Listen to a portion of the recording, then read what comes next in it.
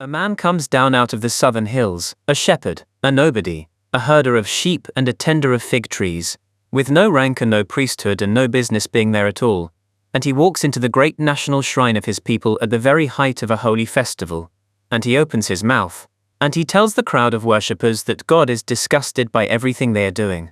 Not that they are worshipping the wrong God. That would be an ordinary sort of blasphemy, the kind every age has known. What this man says is stranger and far more dangerous. He says their worship of the right God, the festivals, the incense, the fat animals burning on the altar, all of it performed exactly according to the sacred law of their ancestors, is worthless. Worse than worthless. He says it stinks in God's nostrils. Take away the noise of your songs, he cries, the Lord will not listen to the music of your harps. And why? Not because a ritual was botched or a sacrifice was blemished. Because out beyond the temple walls, the poor are being crushed. The powerful are seizing the land of the weak, selling the destitute into slavery, over a debt, as small as a pair of sandals, taking bribes and turning aside the needy at the gate. And a people who does that, the shepherd thunders, cannot buy God off with a festival. Let your worship go, God says through him. Let justice roll down like water instead, and righteousness like a river that never runs dry. His name was Amos, and he was speaking somewhere around the 8th century before the Common Era. And to understand why he belongs at the head of this chapter, you have to feel the full audacity of what he was doing, because he was doing the most dangerous thing a human being had yet learned to do. He was standing outside his own society's entire sacred order and judging it, not by its own rules, by a higher standard that he claimed stood above the whole apparatus of kings and priests and inherited custom. A standard of justice and mercy that even the holiest ritual, even the king himself, could be measured against and found wanting. For the whole long history we have traced so far, through the caves, through the first fields, through the rise of the granary kingdoms, human beings had mostly done the opposite. They had lived inside their traditions, the way a fish lives inside water, unable to see it, unable to question it, simply swimming in it. The way things were done was the way things were done, because the ancestors did them, because the gods decreed them, because that is simply how the world is. To step outside all of that and demand a reason, to ask whether the sacred custom was actually right, was very nearly unthinkable. And then, in a narrow window of a few centuries, human beings began to think it. Here is the part that should stop you cold. Amos was not alone. At more or less the same moment in history, in a handful of places scattered across the entire width of the civilized world, places separated by mountains and deserts and thousands of miles, by peoples who had never heard of one another and never could have, other human beings were doing versions of the very same astonishing thing. And not one of them knew that any of the others existed. Look down, for a moment, on the whole of Eurasia around the year 500 BCE, as though from very high up, and watch the fires light. In the little kingdoms of the eastern Mediterranean, the Hebrew prophets are turning on their own religion and raising justice above sacrifice.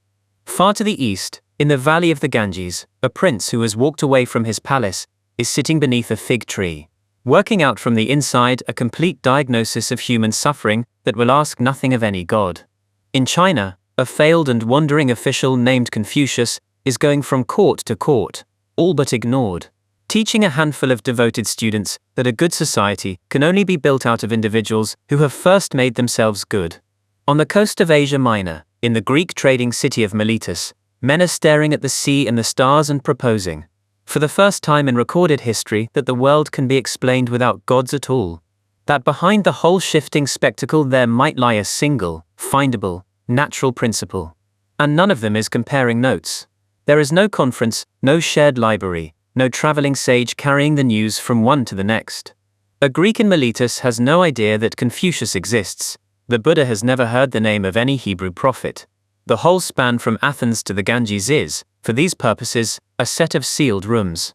And yet in every one of those rooms, at very nearly the same time, a light is coming on that had never come on before, and it is the same light. The discovery that a human being can find a place to stand outside inherited custom, and judge that custom by appeal to something universal. Something that any thinking person, anywhere, could in principle recognize as true. A German philosopher named Karl Jaspers, writing in the wreckage of the mid-20th century, was so struck by this pattern that he gave it a name. He called it the Achsenzeit, the Axial Age, the age around which human history turns, as a wheel turns around its axle. His claim was that somewhere around the middle of the first millennium BCE, In several separate civilizations at once, humanity took a single great pivot. And that we have been living on the far side of that pivot ever since, that the spiritual and intellectual foundations we still stand on today were, most of them, laid down in this handful of centuries. Now, honesty compels a pause here, because scholars have argued fiercely over Jaspers's idea ever since he proposed it, and they are right too. The synchrony was loose, not exact. It did not all happen in one clean generation, but was smeared across 600 years, and the various breakthroughs were often quite unlike one another. And Jaspers surely imposed more tidy unity on the tangle of real history, and the evidence strictly allows. Some historians think the whole notion of a single axial age is more pattern hunger than fact, the human mind's incurable habit of finding shapes in scattered stars. But grant every one of those cautions, and something real and remarkable is still standing there when the dust settles. Even spread across centuries, even wearing radically different costumes in different lands, the same deep move keeps happening, again and again, in place after place that could not possibly have copied it from the others. The standard by which human beings judged their own lives migrated, from custom to something universal. From this is what we have always done to, but is it right, and how would we know? And if that pattern feels familiar, if the image of the same profound idea erupting independently, all over the world, from minds with no possible contact between them, rings a bell, then you have been paying attention. We saw exactly this once before, at the dawn of farming, when peoples on separate continents, separated by whole oceans, all reached for agriculture within a few thousand years of one another, entirely alone, entirely unaware of the rest. I said then to keep that pattern in mind, because we would meet it again, and here it is, blazing brighter than ever. It seems more and more that the great ideas are not lucky accidents that happened once and might just as easily never have happened at all. They're more like something waiting in the landscape of what is possible to think, ready to be found by any mind that wanders close enough under the right pressure. Farming was waiting for a warming, crowding world. And the examined life, it turns out, was waiting too. Waiting for what, exactly, we still don't entirely understand, though the guesses are tantalizing. This was an age of iron tools and coined money and busy trade routes, of writing spreading and cities swelling and old certainties colliding as never before, and of small competing states where no single authority could enforce a single official truth. And perhaps, in that ferment, the ancient walls of custom simply cracked in enough places at once that, for the first time, human beings could see clear through them to the open sky beyond, and begin to ask why. Let us go into the sealed rooms, one at a time, and watch it happen. Return first to the prophets, because their version of the move is the starkest. The old religion of the ancient Near East, of Mesopotamia, of Egypt, of most of the world the prophets were born into, ran, at bottom, on a transaction. The gods had needs, and human beings met them, with offerings, sacrifices, festivals, the correct rituals performed at the correct times. Get the ritual right, and the god was pleased, and sent rain and victory and healthy children.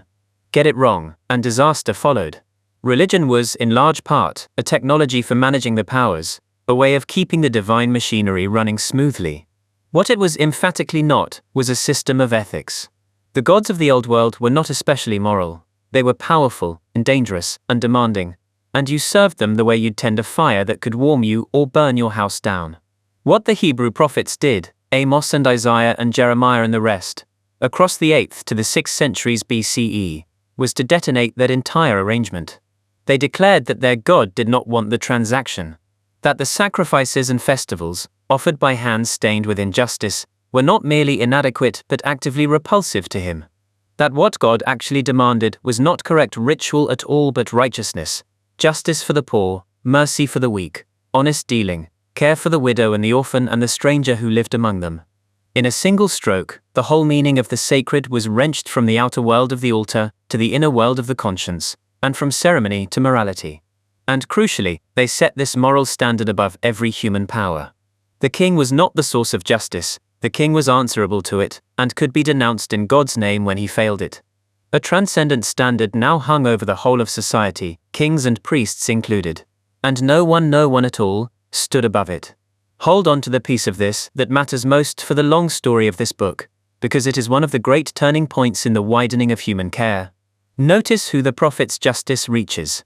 Not just the members of the tribe, the poor, the powerless, the debtor, the foreigner. A moral standard rooted in mere custom can only ever reach as far as the custom does, It protects our people, the ones inside the circle, and has nothing to say about anyone outside it. But a moral standard claimed to be universal, a justice that God demands everywhere.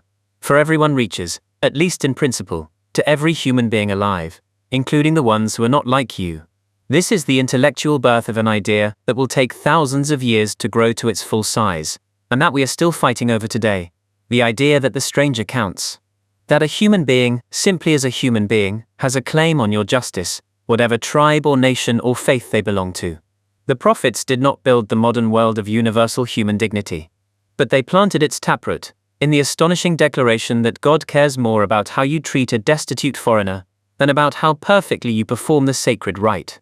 Now travel 2,000 miles east, to the valley of the Ganges in India, where the same deep move, the turn from outer performance to inner reality, took a completely different, and completely spectacular, form. Here the great question was not, first of all, about justice in society. It was about the self. And it produced two of the most profound explorations of the human interior ever undertaken. The first came from the anonymous sages of the Upanishads, philosophical texts composed across these same centuries. The old religion of India, too, had been a religion of ritual and sacrifice, a vast and intricate machinery of offerings.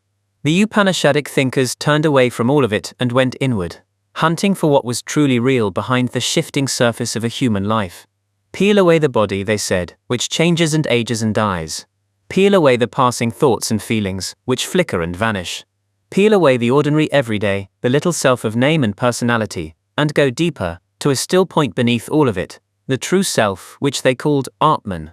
And then they made a claim of breathtaking daring. That innermost self, they said, the Atman at the very bottom of you, is not separate from the ground of all being, the ultimate reality underlying the entire universe, which they called Brahman. The two are one and the same. The deepest reality within you and the deepest reality of the cosmos are, at the last, identical. Tatsvamasi runs the famous formula, thou art that. You, in your deepest self, are the whole.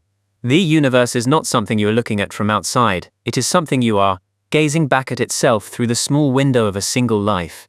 The second exploration was even more radical, and it belongs to one of the handful of human beings who genuinely changed the species. Somewhere in the same broad era, his exact dates are still debated, tangled between old tradition and modern scholarship. A young nobleman named Siddhartha Gautama, a prince of a small clan in the foothills near modern Nepal, walked out of a life of sheltered luxury because he could not stop thinking about a set of facts his comfortable world had been carefully arranged to hide from him. The story tells that he saw, for the first time, an old man, and a sick man, and a corpse, the plain brute realities of aging, illness, and death that await every living thing, and understood, with the force of a blow, that no palace wall could keep them out, and that all the pleasure and privilege in the world was a thin film stretched over an abyss of suffering. And so he left it all behind, and spent years searching, and finally sat down beneath a fig tree, determined not to rise until he had understood, and there, according to the tradition, he understood. What he arrived at has the clean, austere structure of a diagnosis, and that is exactly how he framed it. Life, he observed, is shot through with suffering and dissatisfaction, the sickness. Suffering has a cause, and the cause is craving, our endless grasping and clinging, our thirst for things to be other than they are, our refusal to accept the impermanence built into the very grain of existence. Because it has a cause, it can have a cure, the craving can be let go. And there is a method for letting it go, a disciplined path of ethical living, mental training, and clear seeing. Notice what is missing from this entire structure. There is no appeal to a god. Nowhere in the machinery does a deity grant the cure or work the salvation. The Buddha offered not a faith to be believed, but a practice to be done, a method any human being could take up and test in the laboratories of their own mind. The self, in his teaching, is at once the disease and, rightly understood, the way out. And at the deepest level, he pressed the inward turn to a conclusion, even more startling than the Upanishads. Search as hard as you like for that solid, permanent self at the center of you, he said, and you will not find it. There is no fixed, and changing to defend and cling to, only a flowing, ever-shifting process, and the very act of grasping after a self that isn't there is one of the roots of our pain. Sit for a moment with how strange and how bold this whole Indian achievement is. Here, in the same window of history, when a shepherd in the West was hurling the demand for social justice at kings, Thinkers in the East were turning the searchlight of the same second-order mind directly inward, refusing to accept the surface self as the final reality, subjecting the human interior itself to relentless, rigorous scrutiny, and coming back with maps of the inner world that hundreds of millions of people still navigate by. It is a completely different application of the axial move from the prophets, and it is unmistakably the same move, the refusal to take the given world at face value, and the search for a deeper truth beneath the inherited surface. Now turn north and east again, to China, and to a man who spent most of his life feeling like a failure. Confucius, Kongzi, Master Kong, who lived from 551 to 479 BCE, wanted, more than anything, to put his ideas about good government into practice by advising a wise ruler. He almost never got the chance. He spent years wandering from one small state to the next, offering his counsel and being politely ignored. A job seeker who never quite landed the job, dying without ever seeing his vision realized in the halls of power. It is one of history's great ironies that this frustrated, largely unheeded official would go on to shape the civilization of a fifth of humanity for the next 2,500 years, his teachings, gathered by his students after his death, becoming the very backbone of Chinese thought, education, and government. His version of the axial move was not to reject the old traditions but to reinterpret them, and the reinterpretation was itself a quiet revolution. China, like everywhere else, had its inheritance of ancient rituals and codes of proper conduct. The old view treated these as a kind of sacred etiquette, powerful in themselves, do the right correctly and the cosmic order is maintained. Confucius took all that external ceremony and relocated its meaning to the inside. The rituals matter, he taught, not as magic but as cultivation, as the daily discipline by which a person shapes and refines their own character, learns humaneness, becomes genuinely good. The whole point was the making of a better human being, the Junzi, the person of cultivated virtue and integrity. And from that inner work, he believed, everything else flows outward in widening rings. Perfect yourself, and you can order your family, and you can help order the state. A state full of individuals who have cultivated their own virtue becomes a good and harmonious society, from the inside out. Good government was not at bottom, a machinery of laws and punishments. It was the outward ripple of inward character, spreading from the self, to the household, to the realm, to the world, and alongside Confucius, pointing in almost the opposite direction, stood the current of thought we call Daoism, its foundational text attributed to the semi-legendary sage Laozi. Where Confucius urged effortful self-cultivation and the diligent performance of one's role, the Daoists pointed past all striving altogether, toward the Dao, the way, the deep, silent, underlying pattern of nature itself. The wise person, they taught, does not fight against that pattern or exhaust themselves imposing their will upon the world. They align with it, they practice Wu Wei, often translated, but really meaning something more like effortless action, moving with the grain of things rather than against it. The way water, the Daoists' favorite image, is the softest and yieldingest thing in the world and yet wears away the hardest stone, precisely because it never fights and always flows. Different as they were, Confucian and Daoist were both, in their way, doing the axial thing. Stepping back from the mere surface of custom and asking after the deeper principle underneath, one finding it in the cultivation of human virtue, the other in the great effortless way of nature. And now we come to the room whose particular fire will, more than any other, light the path through the rest of this book. Because it is in Greece that the axial move takes the specific form that will one day crack open the physical world itself. This is the strand that leads, eventually, to science. It begins on the Aegean coast, in the bustling Greek trading city of Miletus, around the 6th century BCE, and it begins with a question so simple and so radical that asking it changed everything. What is the world actually made of, and where does it come from, leaving the gods out of it? For all of human history until this point, the answer to why does the world exist and behave as it does, had been a story, a myth, a tale of gods and their doings. The sky is the sky because a god made it so, the storm comes because a god is angry. The thinkers of Miletus set the stories aside and proposed, for the first time we know of, that the world might be explained by natural principles, by something built into the fabric of things rather than imposed on it by a divine will. Thales, the first of them, guessed that everything ultimately arose from a single underlying substance, and picked water as his candidate. Later Greeks told a story that he once predicted a solar eclipse, and though whether he truly could have is much doubted, the legend captures the new spirit exactly, that the heavens run on a regular, findable order that a human mind might figure out in advance, rather than on the unpredictable moods of gods. His successor Anaximander went further still and stranger, proposing that the source of all things was not water or any familiar stuff but a vast, formless, boundless something he called the apeiron, the unlimited and even guessing, with an intuition that would not find its full vindication for another 24 centuries, that human beings must have developed from earlier animals, from creatures that first arose in water. What matters here is not whether they got the answers right. Water is not the ground of all being, but the kind of answer they were now willing to give. An answer that pointed to nature explaining itself, an answer you could argue about, dispute, improve. They had invented not a set of correct facts, but something far more powerful, a new way of asking. From that opening, the Greek adventure exploded outward across 3 roaring centuries. Pythagoras and his followers made a discovery that has intoxicated thinkers ever since, that the hidden order of the world could be captured in number. Pluck a taut string, then pluck one exactly half as long, and it sounds a note precisely an octave higher. The beauty of a musical harmony turning out to be nothing but a simple ratio,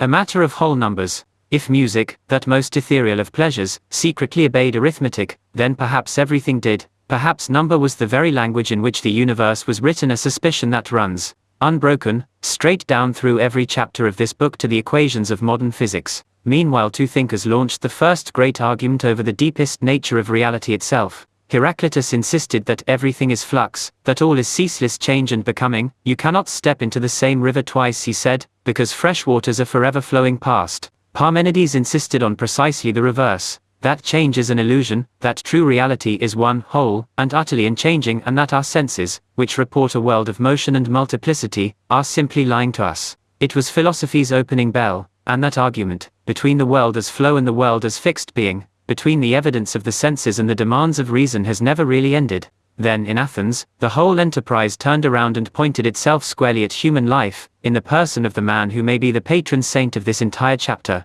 Socrates. He wrote nothing, we know him only through others. He built no system. His entire method was a question, a relentless, needling, maddening series of questions, put to the confident men of Athens who believed they knew what justice was, what courage was, what goodness was. Until, under his patient interrogation, their certainties collapsed into contradiction and it turned out they did not really know at all. But how do you know? He kept asking. What do you actually mean? Can you defend it? He claimed, famously, that the one thing he knew was that he knew nothing, and that this humble, unflinching honesty about the limits of one's own understanding was the beginning of real wisdom. The unexamined life, he taught, is not worth living. To drift along accepting the beliefs handed to you, never once holding them up to the light and asking whether they can withstand scrutiny, is to fail at the fundamental task of being a conscious human being. It is the axial move distilled to its purest essence, the demand that we examine our own convictions rather than merely inherit them, and Athens found it so intolerable that the city put him to death for it, condemning him on charges of impiety and corrupting the young, and handing him the cup of hemlock to drink. He drank it calmly, still arguing, and in dying became the permanent symbol of the mind that would rather perish than stop questioning. His student Plato took the fire and built it into cathedrals of thought. Behind the flawed and shifting world our senses show us, Plato argued, there lies another realm entirely, a realm of perfect, eternal, unchanging forms, the flawless originals of which every earthly thing is only a dim and imperfect copy. Every rough drawn circle in the sand is a shabby shadow of the one perfect circle, every just act, a faint reflection of justice itself, and presiding over the whole realm. The highest form of all, the source of reality and truth together, is the good. He captured it in the most famous image in all of philosophy. We are like prisoners chained in a cave since birth, facing a blank wall, watching the flickering shadows cast by a fire behind us and mistaking those shadows for the whole of reality until one prisoner is freed, and turns, and climbs painfully up and out into the blinding daylight of the real world, and sees, at last, the sun. That, for Plato, is what the philosopher does, turns from the shadows of mere appearance and struggles up toward the light of true reality. And notice, it is our old friend, the pattern that governs this entire book, in one of its earliest and purest statements. The insistence that things are not as they appear, that the comfortable world our senses hand us is a shadow play, and that the truth lies elsewhere, waiting to be discovered by the mind willing to turn around and climb. And then Plato's own student, Aristotle, did something in some ways even more consequential, because he built the tools. Where Plato soared toward the perfect forms beyond the world, Aristotle turned a patient, cataloguing, almost obsessive gaze onto the world, dissecting animals on the shore of a Greek island, classifying hundreds of species, studying the actual workings of politics and weather and motion and mind, laying the foundations of biology and a dozen other fields through sheer, relentless observation. He was the first great empiricist, the ancestor of every scientist who would ever trust their eyes and count what they found. But his most enduring gift was invisible. He invented logic, the formal machinery of valid reasoning itself. He worked out how to lay bare the skeleton of an argument, the syllogism. All men are mortal, Socrates is a man, therefore Socrates is mortal. And his staggering insight was that the validity of such reasoning lies in its form, not its content, that you can tell whether a conclusion truly follows from its premises by the shape of the argument alone, regardless of what it happens to be about.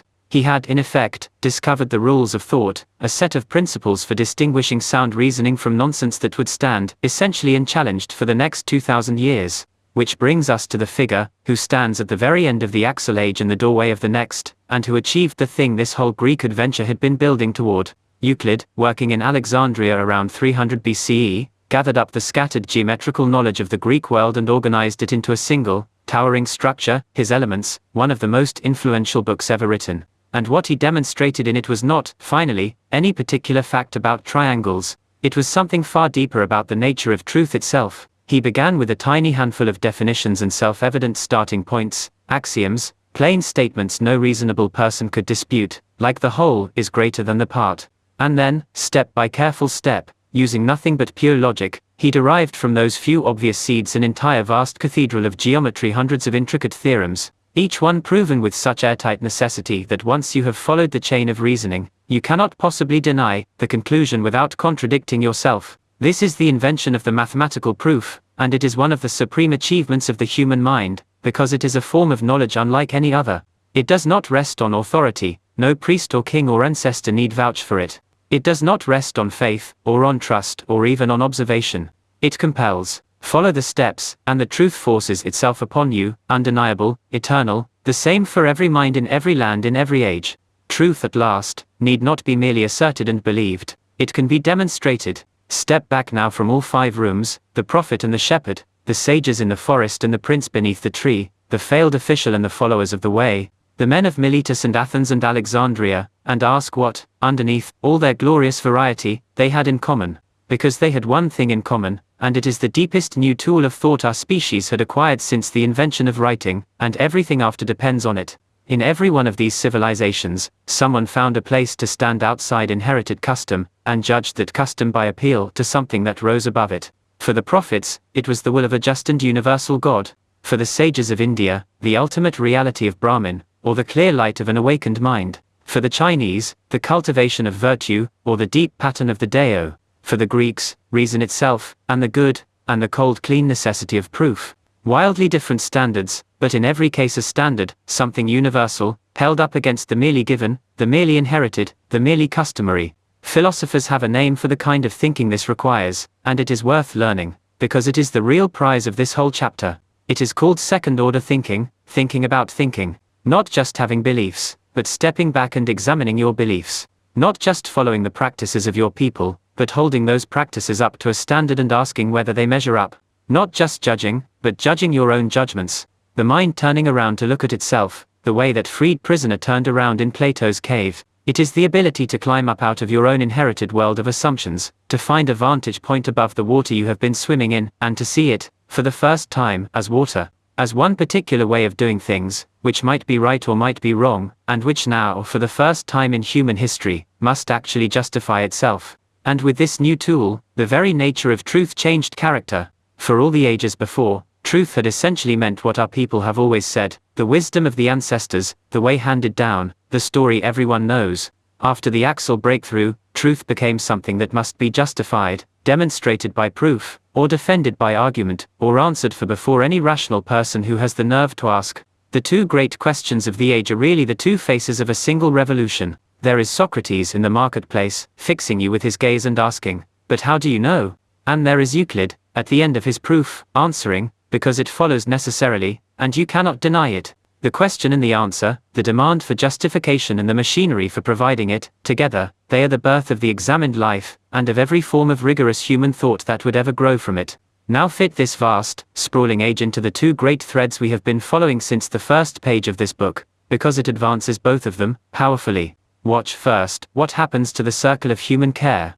We have been tracking, all along, the slow, uneven widening of the we, of who counts as fully one of us. And notice that the axle move widens it almost automatically, by its very logic. A morality grounded in custom is a morality for insiders. It protects the tribe and falls silent at the tribe's edge. But a standard claim to be universal, a justice God demands for every person, a compassion the Buddha extended toward all living beings, a reason that speaks the same in every human mind regardless of city or blood cannot, by its own nature, stop at the border of the tribe. Once you say that the standard is universal, you have said, whether you fully mean to or not, that the stranger counts too, that a human being, anywhere, simply as a human being, falls under the same justice and the same care as your own kin. The prophets aimed it at the poor and the foreigner. The Buddhists aimed it at every creature that suffers, and in the next chapter, we will watch the Greeks and Romans draw the boldest conclusion of all, that all human beings are, in some deep sense, citizens of a single city. The full flowering of that idea is still thousands of years away, and it will be betrayed and abandoned 10,000 times along the road, but its seed is here, in the Axial insistence that above all our local customs there stands a single standard that holds for everyone. And watch too, the great de-entering, the humbling that runs through this whole book begin to do its work, though in a form we have not seen before. The astronomical demotions are still far in the future. No one here has yet learned that the earth is not the center of the heavens, but the Axial Age performs a de-entering of a different and equally profound kind. It knocks custom itself off its throne. For all of human history until now, the way we have always done it had sat unquestioned at the center of the moral universe, the final authority, the thing beyond appeal. The Axial thinkers dethroned it, declared that the mere fact that we have always done a thing is no proof at all that the thing is right, and set reason, and justice, and the good, and the examined conscience above it as higher authorities to which even the most ancient custom must answer. And the Buddha performed perhaps the most radical decentering of the entire age, turning the searchlight on the innermost sanctum and finding, at the center of the self, no fixed and solid self at all, the pattern that will one day topple the earth from the center of the cosmos, and topple humanity from the center of creation. Here makes one of its first great moves, by toppling unquestioned tradition from the center of the moral world. We call this age Axial in the end, for the simplest and most humbling of reasons. We are still living on the far side of it. Turn over almost any foundation of the modern intellectual and spiritual world, and you will find, stamped underneath, a date from this handful of centuries. The great religions that order the lives of billions today, the traditions descended from the Hebrew prophets, the vast Buddhist world, the Confucian and Daoist currents still running through East Asia,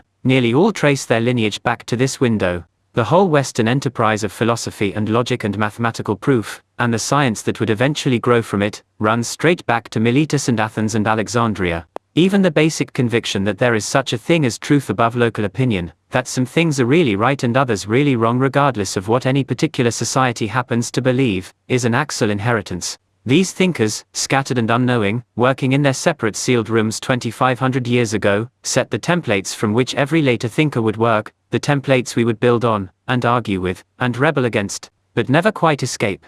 They are, in the most literal sense, our intellectual ancestors, and we are still thinking their thoughts. But for all that these Axial thinkers achieved, there was one enormous thing they had not done, one great question their breakthroughs had not yet been forced to face, and it was about to be forced on them, hard, by the sheer brute facts of history. Look again at where these ideas were born. They were born small. The prophets cried out in tiny kingdoms perpetually overshadowed by their giant neighbors. The Buddha and the Upanishadic sages taught in the modest world of Ganges towns and forest retreats. Confucius wandered among the little squabbling states of a fragmented China. Socrates argued in Athens, a single city that a strong man could walk across in an afternoon. These were universal ideas, ideas fit, in principle, for all humanity, but they had been worked out in the intimate, human-scaled setting of the city-state and the prophetic community and the circle of disciples gathered around a single teacher, where a good life could be imagined among people you actually knew. And then the world got enormous. In the centuries right on the heels of the Axial Age, the small worlds were swallowed whole by something history had never seen at such a scale,